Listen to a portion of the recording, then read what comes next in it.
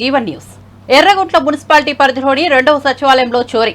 సచివాలయ ప్రధాన తలుపులు అయిన షెల్టర్ను పగలగొట్టి లోనికి ప్రవేశించినారు దుండగులు.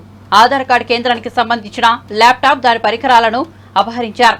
గోడపైన ఉన్న సీఎం జగన్మోహన్ రెడ్డి చిత్రపటాన్ని చించివేసి కింద పడేశారు దుండగులు. ఉదయాన్నే సచివాలయ పని మనిషి చూసి పోలీసులకు సమాచారం అందించారు. సంఘటనా స్థలానికి చేరుకున్న పోలీసులు పూర్తి వివరాలు తెలియాల్సి ఉంది.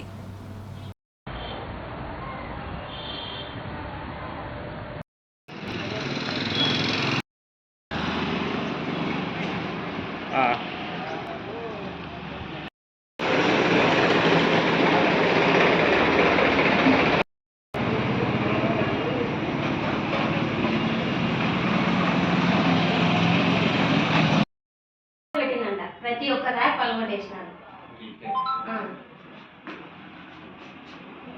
మాకు అవైలబుల్ ఇక్కడ గడ్డపార అవి ఉంటాయి, మున్సిపల్ ఆఫీస్ వాళ్ళు పెడతారు.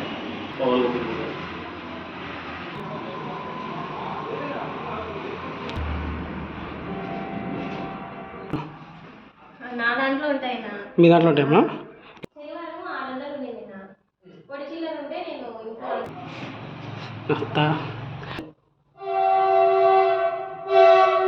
ఎదలు ఉంటాయి, క్లోజ్ చేసుకొని వెళ్తాను. వాటిలో పలగొట్టి